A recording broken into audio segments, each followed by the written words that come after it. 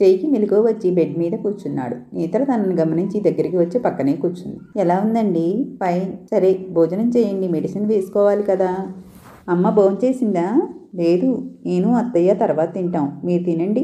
జైకి భోజనం తినిపించి మెడిసిన్ వేసి కిందికి వచ్చింది. రాధ ఎవరితోనో నవ్వుతూ ఫోన్లో మాట్లాడుతుంది. నేత్ర మెట్ల మీదే నిలబడి తనను చూస్తూ ఉంది. అత్తమ్మ నవ్వితే ఎంత అందంగా ఉన్నారు.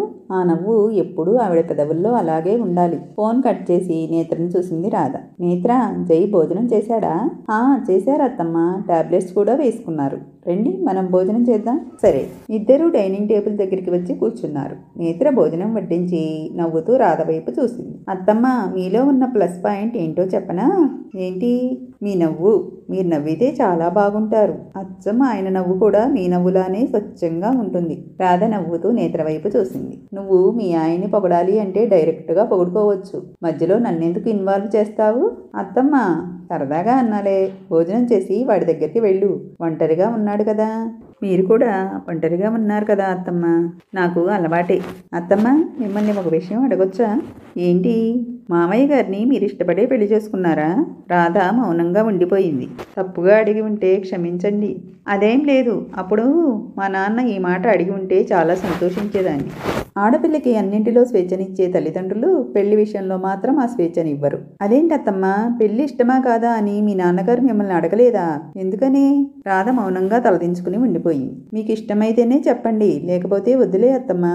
చెప్పుకోవడానికి ఏమీ లేదు. నేను కాలేజ్ చదివేటప్పుడు ఒక అబ్బాయిని ఇష్టపడ్డాను. ఆ విషయం నాన్నకి తెలిసి అప్పటికి అప్పుడు మామయ్యతో మాట్లాడి నా పెళ్లికి ముహూర్తాలు పెట్టించేశారు. ఈ విషయం మామయ్యకు కూడా తెలుసు. కానీ అతను అప్పుడు మిలిటరీకి వెళ్లే ప్రయత్నాల్లో ఉన్నాడు. మిలిటరీలో అతనికి ఏమైనా అయితే నేను ఒంటరిదాన్ని అయిపోతాను అన్న భయంతో మామయ్య కూడా నన్ను అడగకుండానే బావతో పెళ్లి జరిపించేశారు. అంతే. కానీ చివరికి ఆయన భయమే నిజమైంది.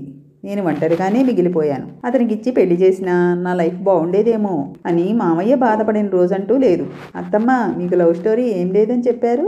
లవ్ స్టోరీ అంటూ ఏం లేదు. అతను మా సీనియర్. ఒకసారి కాలేజీలో జరిగే ఫంక్షన్కి రోమియో జూలియట్లా కలిసి నటించాం. ఆ తర్వాత కనిపిస్తే హాయ్ బాయ్ తప్ప ఏమీ మాట్లాడుకోలేదు. అలాగే 2 సంవత్సరాలు గడిచిపోయాయి. అతను కాలేజీ నుండి వెళ్ళిపోయే రోజు మాత్రం నేనంటే ఇష్టమని ఒప్పుకుంటే పెళ్లి చేసుకుంటాను అని చెప్పారు. మంచివాడు అని 2 సంవత్సరాల్లోనే నాకు అర్థమైంది. అతనితో జీవితం బాగుంటుందని నాకు అనిపించింది. వెంటనే అతన్ని ఇంటికి తీసుకువచ్చి నాన్నకి పరిచయం చేశాను. నాన్న అతని వివరాలు తెలుసుకుని మిలిటరీ అనేసరికి భయపడి పెళ్లికి ఒప్పుకోలేదు.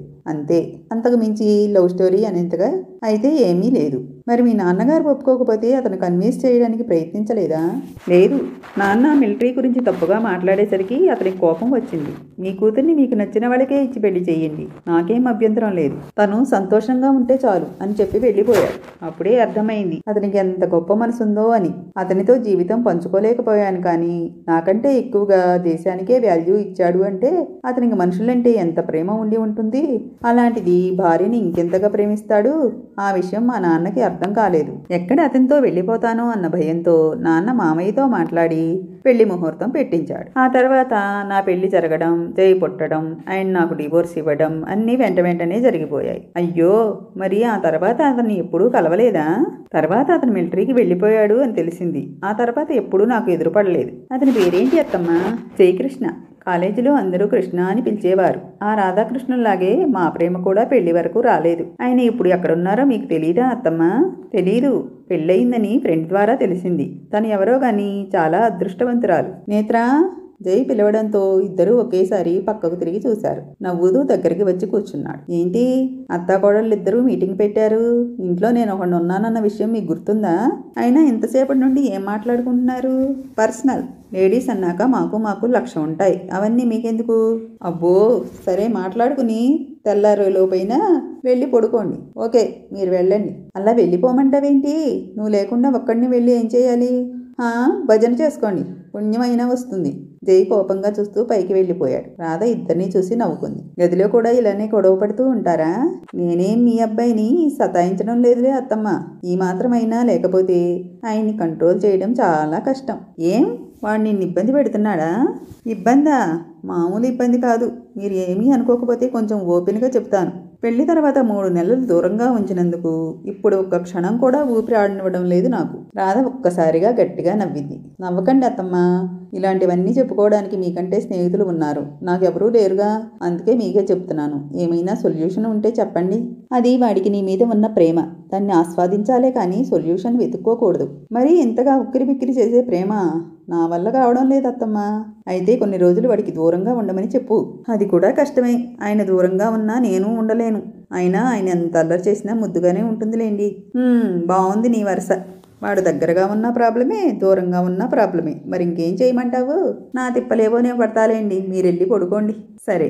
నవ్వుతూ నేత్రమొహం పట్టుకొని నుదుటి మీద ముద్దు పెట్టింది. మీరిద్దరూ ఎప్పటికీ ఇలాగే సంతోషంగా ఉండాలి. మీరు ఆశీర్వదించారు కదా, తప్పకుండా మేము సంతోషంగా ఉంటాం. తల్లి దీవెనని ఆ దేవుడు ఖచ్చితంగా నెరవేరుస్తాడు. సరే, వాడి దగ్గరికి వెళ్ళు. అలాగే. నేత్ర నవ్వుతూ పైకి లేచి గదిలోకి వచ్చింది. జై బాల్కనీలో నిలబడి కనిపించాడు. నవ్వుతూ దగ్గరికి వచ్చి వెనక నుండి హత్తుకుంది. ఎందుకు వచ్చావే? రాను అన్నావు కదా. అన్నాను, కానీ ఈ జయదేవ్ గారు, ఈ నేత్ర జయదేవ్ గారి కోసం ఎదురు చూస్తూ ఉంటారని వచ్చేసాను. నిన్ను. చెయ్యి పైకెత్తబోయి నొప్పితో అమ్మా అంటూ ఆగిపోయాడు. నేత్ర కంగారుగా చెయ్యి పట్టుకుంది. ఏమైందండి? ఏం లేదు. ఏంటి ఏం లేదు? నొప్పి వస్తుంది కదా, ఇలా వచ్చి కూర్చోండి. జై చెయ్యి పట్టుకుని బెడ్ దగ్గరికి తీసుకువచ్చి కూర్చోబెట్టి తను పక్కనే కూర్చుంది. రెస్ట్ తీసుకోమని చెప్పారు కదా, ఆ చెయ్యి అసలు కదపకండి. ఏమైనా చెయ్యాలి అంటే నేను ఉన్నాను కదా. అయితే ముద్దు పెట్టు. ముద్దు ఏమైనా చెయ్యాలి అంటే నువ్వే చేస్తాను అన్నావు కదా. నేత్ర నవ్వుతూ దగ్గరికి జరిగి జై నుదుటి మీద ముద్దు పెట్టింది. నవ్వుతూ తన కళ్ళలోకి చూస్తూ ఉన్నాడు. పర్లేదు, చెప్పగానే పెట్టావు. సరేలే, పడుకోండి. మళ్ళీనా? మీరు త్వరగా రికవరీ అవ్వాలంటే ఎక్కువగా విశ్రాంతి తీసుకోవాలి. మాట్లాడకుండా పడుకోండి. జైని బెడ్ మీద పడుకోబెట్టి చేతి కింద దిడ్డు పెట్టి తను మరోవైపుకి వచ్చి పడుకుంది. నాకు చిన్న దెబ్బ తగిలితేనే ఇంతగా భయపడుతుంది. వాళ్ళమ్మ చనిపోయిన విషయం తెలిస్తే నేత్ర తట్టుకోగలదా? వద్దు, నేత్రకి ఈ విషయం చెప్పకపోవడమే మంచిది. ఏంటి నిద్రపోమంటే ఏదో ఆలోచిస్తున్నారు? ఏం లేదు. అయితే పడుకోండి. నీకో విషయం చెప్పాలి నేత్ర. ఏంటి? I love you.